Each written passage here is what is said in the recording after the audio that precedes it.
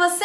Seja muito bem-vinda e muito bem-vindo a mais um estudo da lição da Escola Sabatina com elas. Se você ainda não está inscrito no canal, para tudo que você está fazendo e se inscreve agora. Compartilha esse link com suas amigas também, curte esse vídeo, participa aí do chat, que hoje nós vamos falar sobre a nova aliança. Já estamos no estudo 10 do nosso guia de estudos trimestral. Em breve iniciaremos um novo tema, mas hoje nós falaremos sobre a nova aliança e como ela afeta os nossos dias de hoje.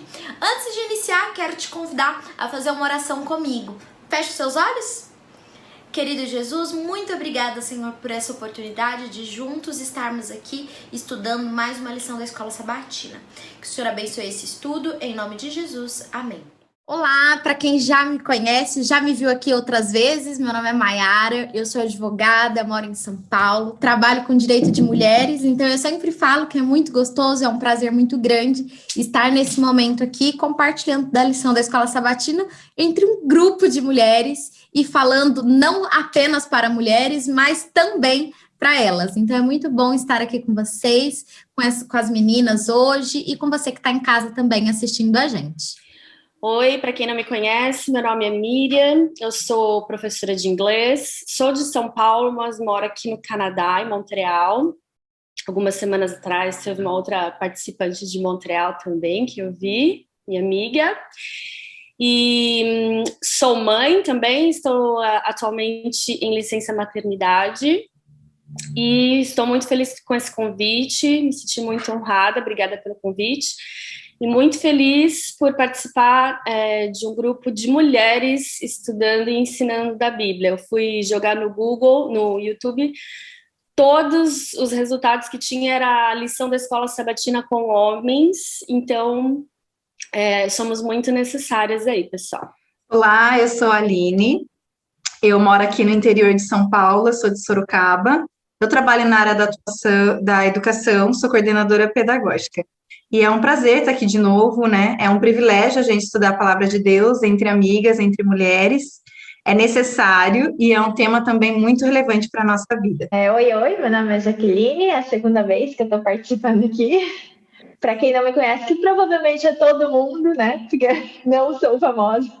Meu nome é Jaqueline, eu sou consultora na área de comunicação, trabalho mais na área de desenvolvimento social e econômico, mas com comunicação. Bom, é isso, é sempre um prazer estar aqui, dessa vez participando ao vivo.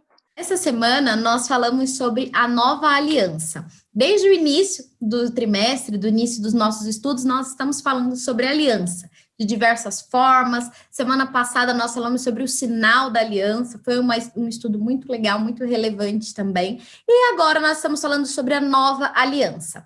O verso para memorizar, que costuma ser ali um ponto central da lição, diz assim: eis aí vem dias, diz o Senhor, em que firmarei nova aliança com a casa de Israel e com a casa de Judá.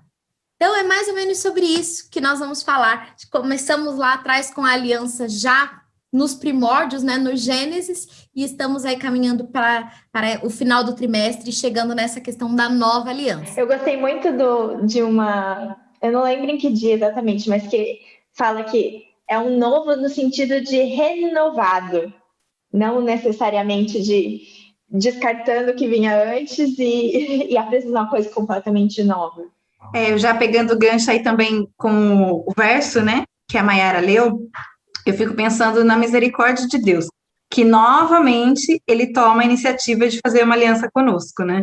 Então ele fala, o verso fala que diz o Senhor, firmarei, né? Então sempre do modo pessoal. Então, a antiga aliança, a gente vai conversar um pouquinho, era relevante, tinha um propósito, mas uma das partes quebrou, e com certeza não foi Deus, né? E aí Deus, como a Jaque falou, ele refaz a aliança, né? E aí tem alguma semelhança de diferença, mas eu fico pensando na graça e na misericórdia de Deus refazer de novo essa aliança conosco. Sim, e dele prometer que dessa vez ela não vai ser quebrada, né? É interessante que ele faz uma promessa que, na verdade, é a nossa parte, né? A única diferença dessa aliança e da outra aliança é que a antiga foi quebrada pelo povo e essa não será.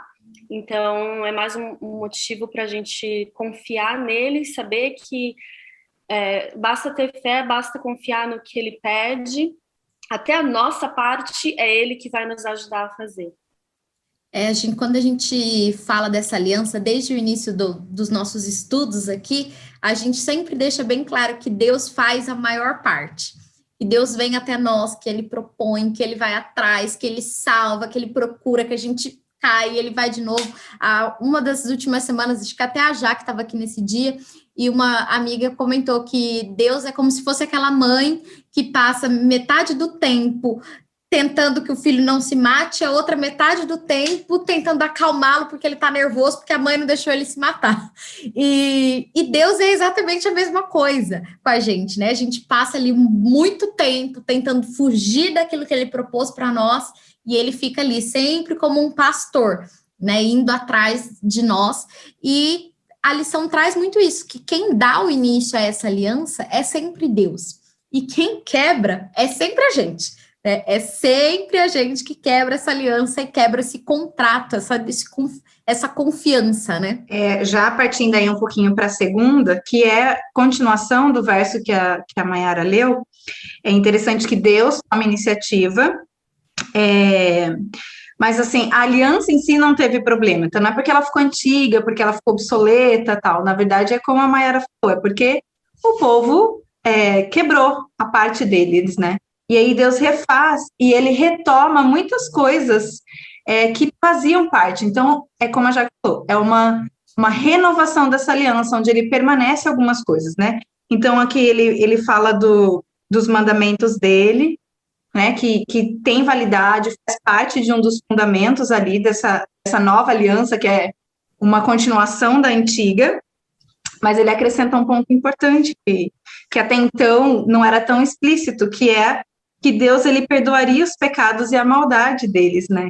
Então, assim, olha, vocês erraram, vocês falharam, então eu estou refazendo com vocês, e assim, ele não refez com outro, tipo assim, eu fiz com esse povo falhou, esquece, vou pegar outro agora. Não, com o mesmo povo, então ele refaz e ele perdoa. E daí, mais uma vez, a gente vê a graça e a misericórdia, né? A iniciativa de Deus, a graça e o perdão atuando constantemente na nossa vida.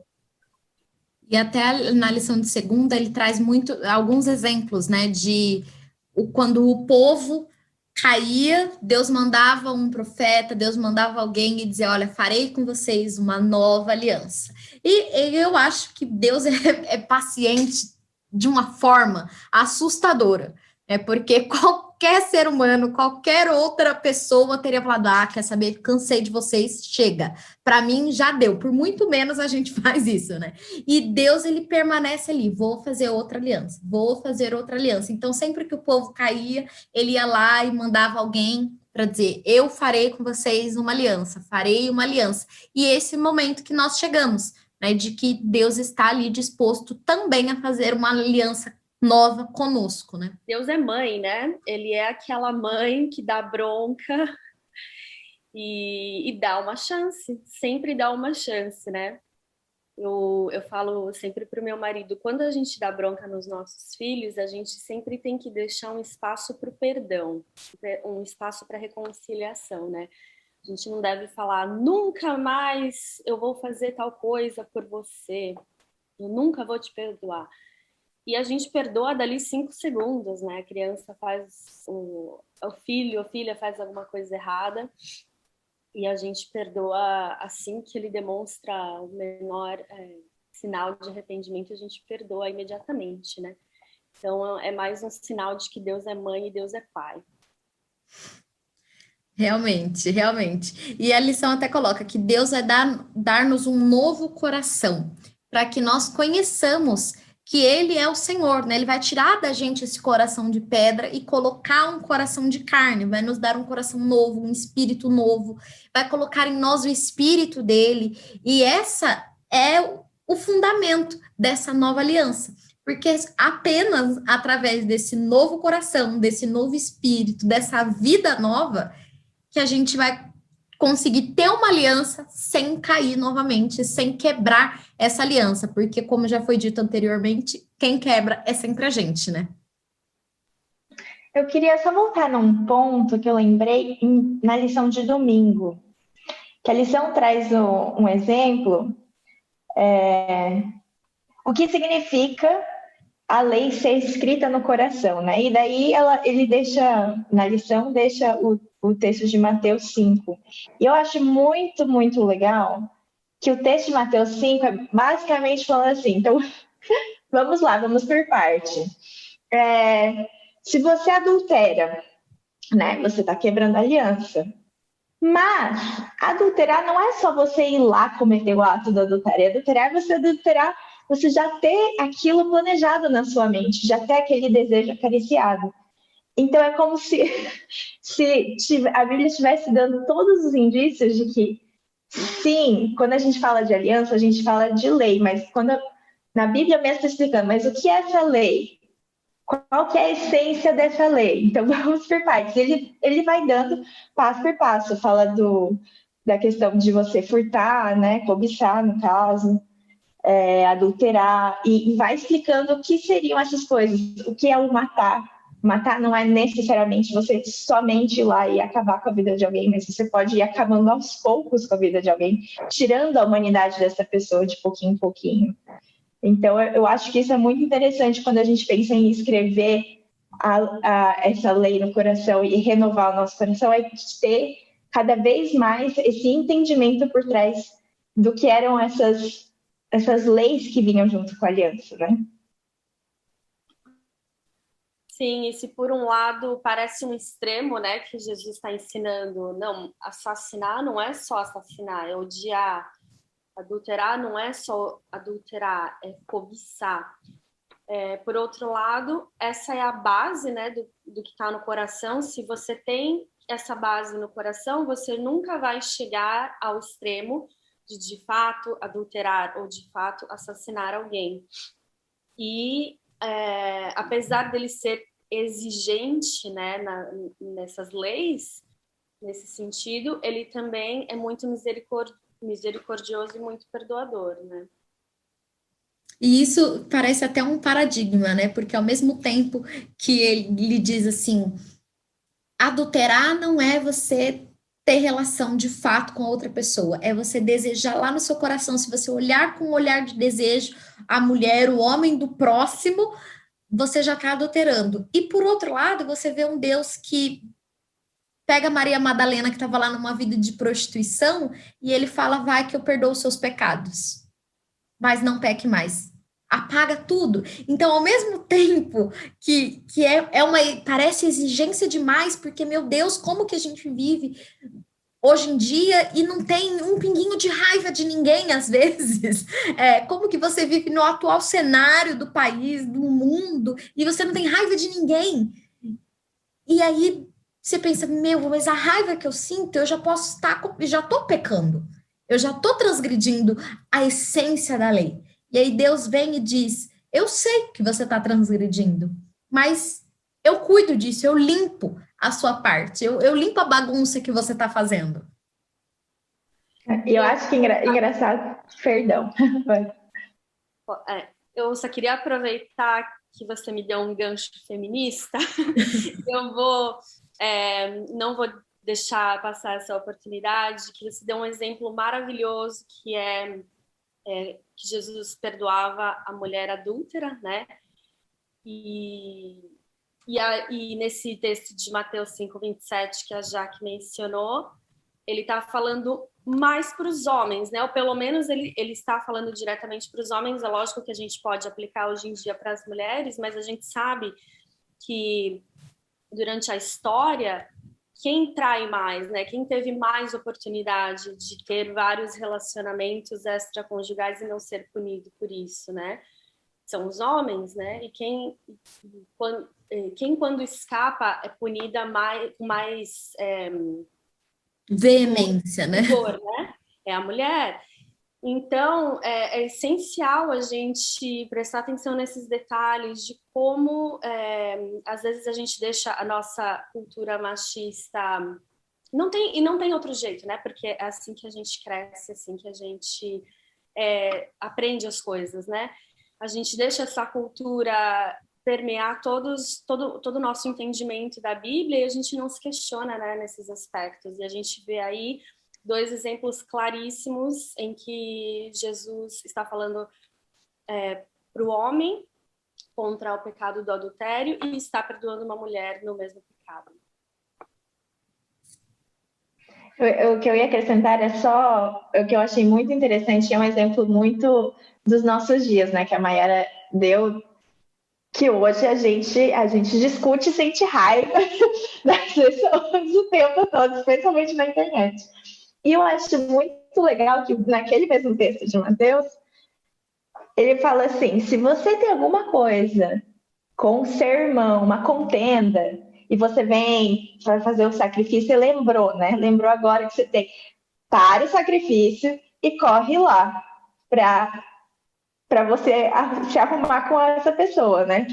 Porque, e isso é muito interessante, Deus espera que a gente, do mesmo jeito que Ele está convidando a gente, né, a se arrepender e logo receber esse perdão, Ele fala, age da mesma forma, vai lá e perdoa o seu irmão.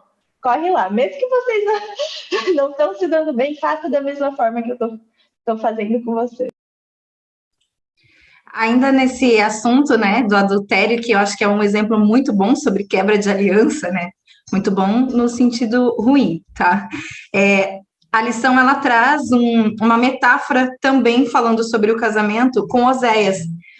E o mais interessante é que, assim, quando Oséias faz essa profecia, é 150 anos antes que Jeremias. Então, Deus já estava prevendo e avisando. E com Oséias, ele usa exatamente essa metáfora, né? Oséias casa com uma esposa, ele é fiel, mas essa esposa é infiel. E aí essa esposa o abandona, trai, e Deus fala, não, vai atrás, que é algo impensável para a época, né? Numa cultura extremamente machista, na verdade, até hoje, né? Você fala, não, a pessoa não quer nada e você vai atrás e pega de novo, e a pessoa trai de novo e você vai atrás. Então, assim, é um exemplo que até incomoda, né? Tanto quanto a mulher, quanto se fosse o homem. Mas é para demonstrar esse amor e essa graça de Deus, né?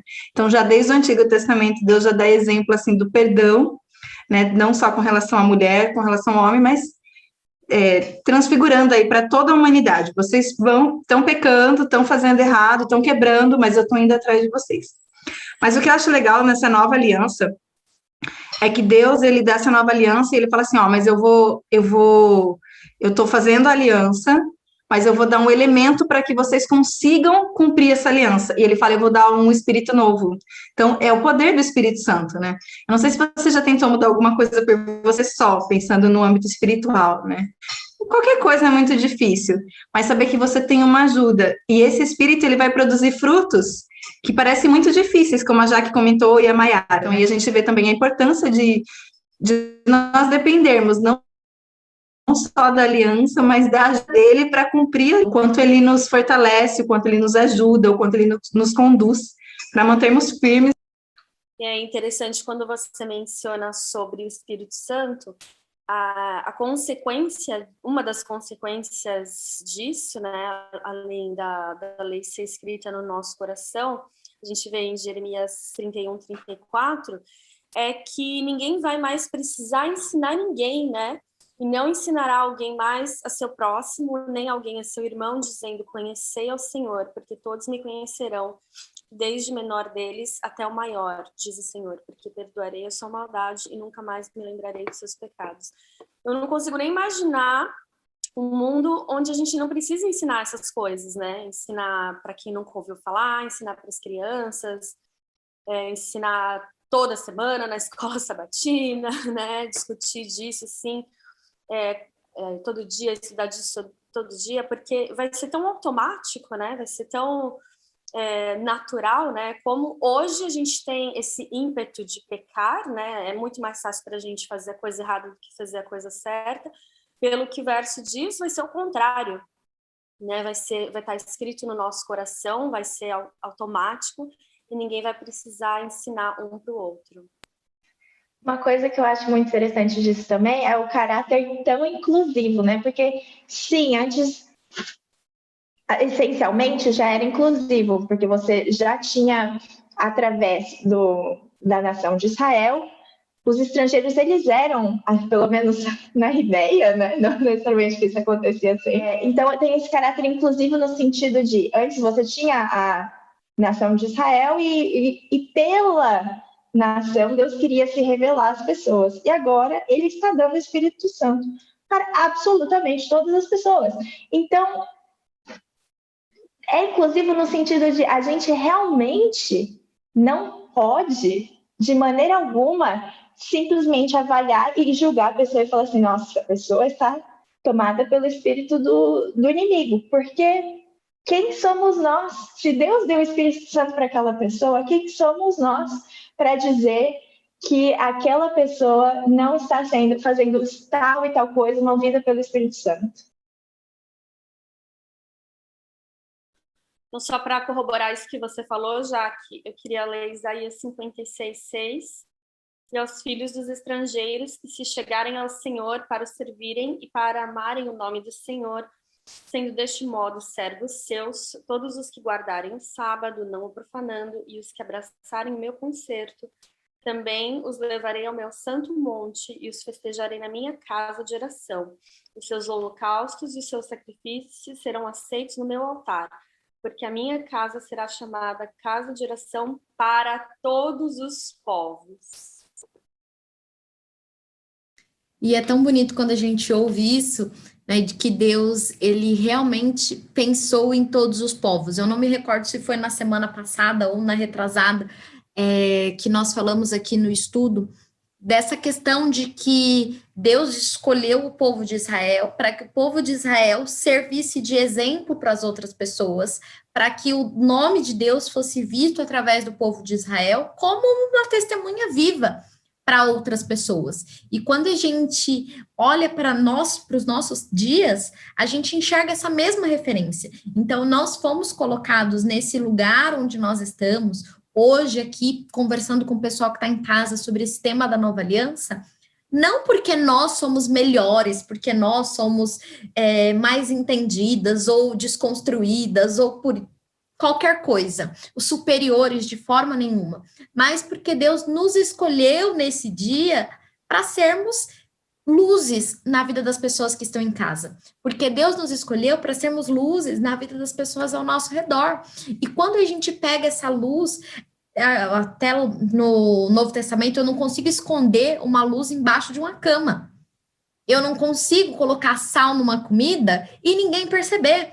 Então, se nós somos a luz, se nós somos o sal, a gente tem que cumprir o nosso papel. Enquanto nós não estivermos cumprindo esse nosso papel, a gente está caminhando no sentido contrário, no sentido oposto que é aquele que nós somos chamados. E o nosso chamado não inclui fazer diferença de ninguém. Porque se Jesus, quando esteve aqui, se o exemplo que ele nos deixou foi para todos os povos, quem somos nós realmente para irmos na contramão disso e, de repente, fazermos ali acepção de pessoas, até mesmo dentro dos nossos irmãos. Porque, eu não sou muito chegado com aquele pessoal do Ministério Pessoal que gosta de ficar entregando folheto sábado à tarde. Então, deixa eles lá quietinho. Então, a gente não foi chamado para isso. A gente foi chamado para trabalhar e para funcionar como um corpo e aceitando todas as partes do corpo. A gente, às vezes, tem um quê, assim, de privilégio, né? Porque eu conheci primeiro, porque eu nasci numa família cristã, e Deus, ele é tão justo que quando ele inclui as outras pessoas, ele não pede coisa diferente. Você não nasceu nesse povo que me conhece, então vocês vão ter que fazer mais coisas para me mostrarem. Não, ele pede exatamente a mesma coisa, ele pede amor e obediência, né? Então, a gente vê o quanto Deus é justo, né? O quanto Deus não privilegia. E como realmente é inclusivo, é a gente que acaba fazendo caixinhas e seleções, mas Deus, ele abre para todos, e isso é uma graça muito grande. Com certeza, e quando a gente vem para esse sentido aí da nova aliança, né, a gente volta, já foi até mencionado no começo, que não é porque a antiga aliança tinha algo de errado. O errado da antiga aliança éramos nós, né? Somos nós que não aceitamos, que quebramos essa aliança constantemente. E a nova aliança vem nesse sentido de refazer todas essas coisas. Eu lembro de ler quando eu era adolescente, assim, novinha mesmo, assim, 10, 12 anos, ler a Bíblia e falar, gente, mas esse povo de Israel tá, por favor, né? É muito abusado. Ah, por favor. E aí, quando você parou pra pensar, você fala, gente, eu sou 3 vezes pior, sabe? Deus tá lá falando e eu tô lá, ai, Jesus, daqui a pouco. Já vou fazer. Gente, é muito real isso, é uma misericórdia que é indescritível. E quando a gente até já foi mencionado aqui o exemplo de Oséias, né? Que ele foi lá, a mulher traiu, ele vai lá buscar. Aí ele fala, Deus, não, já deu, né, Deus? Aí Deus fala, vai lá e busca de novo. E aí a gente lê essa história e exatamente do jeito que a Jaque falou, você fica, não é possível um negócio desse. E você olha, se olha no espelho e fala, é possível. É possível e dá para ser pior. E tem sempre um caminho para piorar essa história. E realmente nós estamos quebrando essa aliança constantemente. A gente queira ou a gente, por mais que a gente lute, que a gente se esforce, em algum momento a gente cai. Mas o melhor disso tudo, a parte mais bonita é que Deus está lá. Sempre caiu, né, minha filha? Então dá a mão aqui que o pai te levanta, que a mãe te levanta, né? Que Deus é, como a gente mencionou, é com a mãe, né? Para ter uma paciência dessa. E ainda em Oséias, nessa questão que você acabou de mencionar, Mayara, no capítulo 2, 19 e 20, ele descreve todas as características da nova aliança, né? Do novo casamento que ele vai fazer com essa mulher, né? Com esse povo, que a mulher representa o povo, né? Aí ele fala, desposar-te-ei comigo para sempre, em justiça, juízo, benignidade, misericórdias, e ele termina com fidelidade. E não foi ele que tinha sido infiel, né? Era a mulher que tinha sido infiel. Então, e não é ela que está prometendo, tá bom, dessa vez eu vou ser fiel. Ele está prometendo no lugar dela, por ela, né? Que ela vai ser fiel, que vai ter fidelidade de ambas as partes, não só dele, né? E, novamente, isso mostra como que até a nossa parte é ele que faz em nós, né? É aquele verso que eu já até mencionei outras semanas, que ele atua em tanto, ele coloca em nós tanto o querer quanto o efetuar, porque até querer, às vezes, a gente não tá querendo, né? E quando a gente vem aqui para a lição de quinta-feira, já tá falando sobre o sacerdote da nova aliança, que o livro de Hebreus traz muito esse aspecto de Jesus como esse sumo sacerdote, como a representação dessa nova aliança, se é que a gente pode usar essa palavra, que me fugiu, a palavra que eu tinha pensado aqui, mas que coloca realmente Jesus como responsável. A partir do momento que ele vem, que ele se sacrifica por nós, que ele faz a nossa parte, né, porque já está feito, o sacrifício já foi feito, já foi pago o preço dos nossos pecados, cabe a nós apenas aceitarmos esse sacrifício e vivermos em conformidade com ele, e aí que nasce essa nova aliança, através daquilo que Jesus já fez por cada uma de nós, né? Eu acho que a Miriam vai concordar comigo aí, que é da área da educação. Eu acho que Deus, ele é muito didático, né? Ele sabe das nossas limitações. Então, quando ele faz a primeira aliança, e a ênfase da aliança é sempre a nossa salvação, né? Ele monta todo umas atividades práticas, né? Um ritual para que o povo entendesse o que ia ser a salvação. Então, tinha todo o sistema, né? O ritual do santuário, o sacrifício.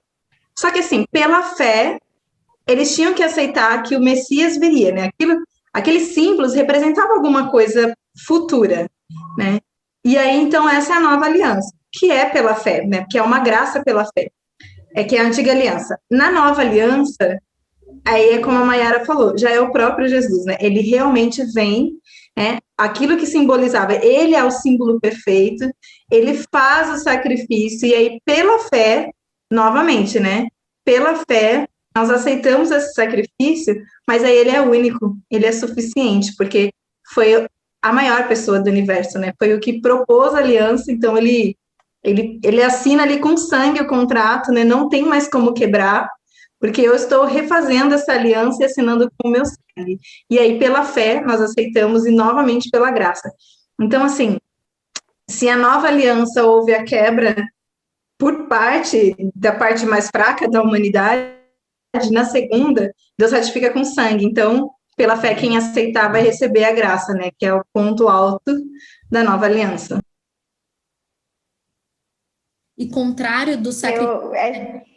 Pode falar. Pode falar. Não, eu lembrei agora que a Aline falou da questão de ser didático. Uma das coisas que mais impressionava também eram como eram fantásticas as histórias da Bíblia, né? No sentido de, se você for parar para pensar, dá para fazer. A gente assiste às vezes filme assim que criam, né, um universo paralelo com várias coisas assim. Você fala, não, isso nunca aconteceria no mundo real da gente. E se você for parar para pensar nas histórias da Bíblia, são assim. Então, a ideia do sacrifício de um Deus superior que criou tudo, não apenas este mundo, mas todo o universo, criou tudo, vir se colocar dentro de uma roupagem humana, sofreu o que sofreu, carregou o pecado da humanidade inteira e pelo próprio poder venceu o pecado e ele voltou. E ele mesmo é tão poderoso que ele é o sacrifício e ele é quem está lá fazendo a mediação, porque antes a gente tinha o animal que era sacrificado e tinha o sacerdote que ia fazer isso. Ele faz tudo, então é de uma dimensão, se você for pensar nessa questão didática, né, de fazer relações com as coisas que a gente vê, e a gente às vezes acha impressionante ver sei lá, um universo criado inteiro por uma não estava vindo a palavra em português, mas um estúdio, né, de cinema, e é fantástico. E essa história é absolutamente fantástica. A gente às vezes para e não percebe, né, todos esses elementos sobrenaturais nesse caso. E de todos esses personagens que fazem parte desse exemplo, né, do sacerdote, do cordeiro, etc., eu acho que o mais lindo de todos é o fato de que Jesus veio e ele viveu como um ser humano para passar pelo que a gente passa, não só para morrer para nos salvar, mas também para nos dar um exemplo. Então, eu acho que esse personagem que ele atua, né, na vida real dele, que é um ser humano como nós, para mim é o mais lindo de todos, porque é onde ele demonstra que é possível a gente viver sem pecado. Não vou entrar em detalhes, assim, numa discussão de que vamos poder viver sem pecado 100% do tempo a partir de hoje, não sei. Mas que se a gente for parar para pensar, cada pecado que a gente comete, né, individualmente na nossa vida, Jesus teve alguma tentação parecida e conseguiu vencer, e conseguiu demonstrar para a gente que era possível viver sem pecado. Eu acho que esse exemplo que ele deixou é o personagem mais lindo dessa trama, desse filme.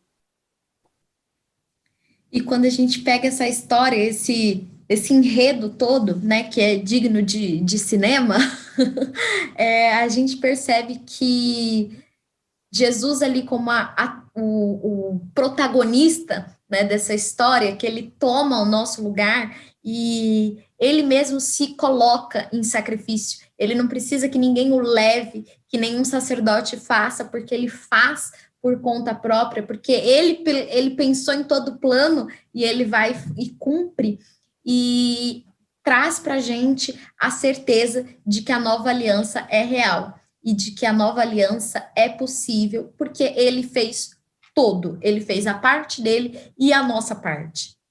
E cabe a nós aceitarmos. Eu acho isso muito fantástico, quando a gente pensa que a gente está acostumado a viver num sistema muito obras. Então, se eu faço tal coisa, eu vou ter um bom salário. Ou se eu faço tal coisa, eu vou ter o corpo X. Se eu faço tal coisa, eu vou ter a salvação. E Deus vem na contramão, Meritocracia, né? numa meritocracia absurda. E aí Deus vem na contramão disso e fala: Mayara, sabe o seu mérito? Não vale nada. Não vale nada. Se eu colocar o seu mérito na balança, minha filha, esqueça. Mas eu te amo e eu fiz a sua parte. É muito fantástico isso. Quando eu penso assim, o ritual ele tinha muitas etapas, desde a pessoa que ia, do cordeiro que era escolhido, da pessoa que matava, do sacerdote, envolviam muitas pessoas e era num nível hierárquico cada ação. Quando a gente chega na nova aliança, Jesus ele é tudo, todas as partes. E aí eu fico pensando, né, se a gente tivesse que resumir, mas e aí, o que é a nova aliança? Eu falo, gente, é uma coisa só, é Jesus. Mas o que eu preciso fazer? Nada, vai para Jesus, ele é tudo que você precisa. E isso é muito fantástico, você saber que você tem uma pessoa, né? Um Deus em pessoa, que é tudo que você precisa. Assim, eu me arrepio, assim, meu coração até enche, né?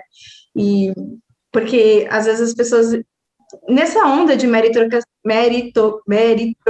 enfim, isso daí de que a gente precisa fazer alguma coisa, de que eu preciso a pessoa faz, eu faço de volta, e com Cristo não, você precisa, tudo foi por Ele, tudo Ele fez, e você só precisa ir até Ele. E aí é isso, você aceita pela fé, e você faz parte da nova aliança.